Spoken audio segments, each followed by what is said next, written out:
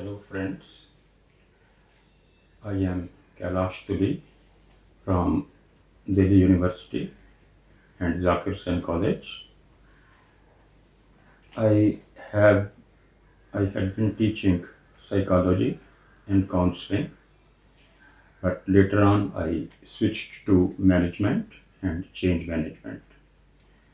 I am happy to have this opportunity to talk with you regarding present crisis, which all of you know very well. It is one of the most unusual things which has happened in the history of mankind, that such a terrible kind of disease has spread almost all over the earth, which is the ultimate home of all species on this planet. Now we have to see that what we can do, how we can save ourselves, and most important thing is to have the personal hygiene, because there are many things around us which cause a lot of problem. I just want to tell you simply that human beings have three environments, and these three environments are those in which we are always enveloped. We are surrounded by these three environments. First is the natural environment, and that includes earth, sky, water, ocean, rain, cloud, stars, and each and everything which you see beyond your skin. So that is the environment.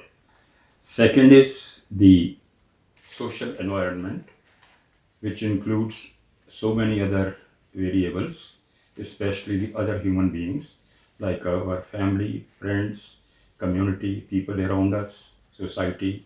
So all those people, they form our social environment. And third is the man-made environment, which is something most unusual for the planet Earth. There was a time in the history that when Earth was only Earth, or with few people which were more of the primitive type. But now we have so many things which are man-made, man-created things, and they in a way overpower us. So all those big, huge buildings like 100-story heights or small places are very big kind of things which you see around, like huge flyovers, airports, ships, and all these kinds of things have come in the human on the our planet. So all these things, they are also affecting us. Now regarding corona, I would like to say that as an educated student, it's your duty, it's a kind of your social moral responsibility to take care of yourself, to take care of other people also. Because when we live in a social system, then we are not an individual. We are a part of a larger system. When I say that this is I, then my finger, my head, they are all part of my body. So I have to take care of everything from top to my toes. So similarly, in society, you have to take care for everybody, other people also. And especially you are young, growing, responsible citizens, so you will have more to contribute to the social system. About physical aspect of corona health, most of you would be already knowing that you have to keep yourself clean, wash the hands as frequently as possible. You have to maintain interpersonal distance, or normally these days the term social distancing is being used, so that you can remain separate from other people. So these are the kind of precautions which will help you, and also keep your environment neat and clean, and especially sitting too close to other people or touching other people or being in a kind of a group situation, which earlier we are all quite familiar, but then here comes a time that we need to change our habits. In social psychology, we often talk about these things as proximity behavior. So now in the modern times, especially in this corona crisis, we have to change our proximity behavior. That means that we cannot be too much close to each other in the physical sense, because that can lead to spread of the disease. Uh, Another psychological aspect is keep yourself calm and quiet. Be happy, try to be happy, make others people happy, and be with yourself. Here is one very simple activity which I just want to tell you. I am actually a Gestalt therapist, and this is a therapy which we use for relaxation. I will just demonstrate you. In this, you have to sit comfortably, and then you have to speak.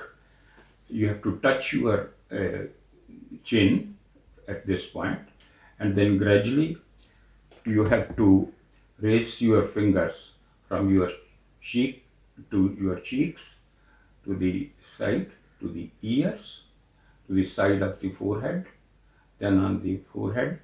And at this point, you change your hands.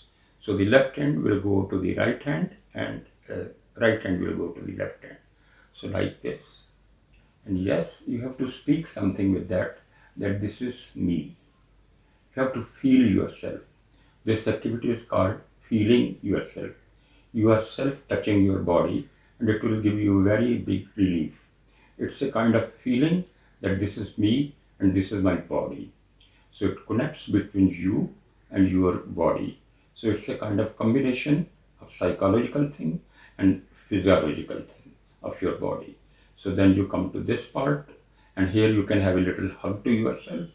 Then you move on, move on, move on, keep on moving on.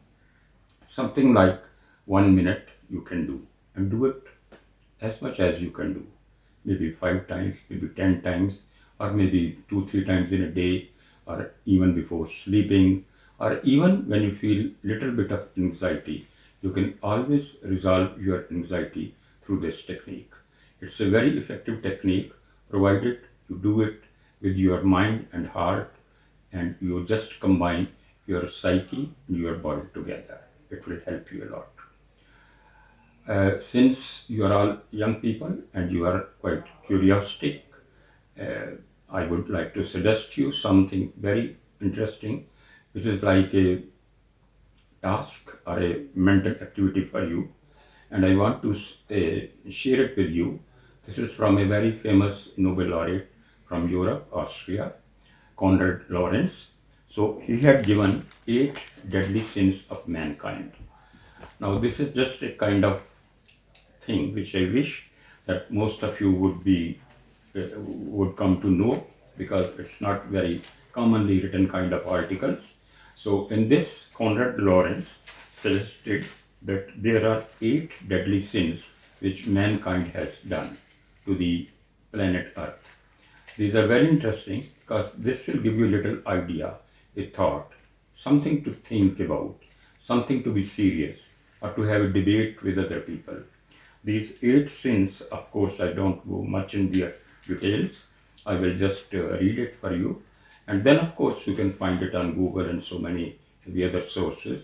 These are called 8 deadly sins of mankind. These are overpopulation. That we have Earth, but then the Earth is too much populated. In the whole history of the planet Earth, there has never ever been such huge population as it is up now. Second is the devastation of the environment. We have destroyed it very much. You know the pollution levels. You know how horrible our seas are. You know even good mountains with lot of uh, dirt and rubbish things on those. Then people are polluting the rivers, and now during these days you might have heard that some rivers have become very neat and clean. Their water becomes drinkable. So this devastation of environment, we cut our forest, we cut our natural resources, we break the mountains just to make bridges or something like through them. Then focus. Then the third thing is the race against the self. That is, we are doing too much competitiveness in life. It's a horrible kind of competitiveness. It's like kill other people to survive. So this kind of thing is really extremely harmful for the whole mankind. Fourth is entropy feeling.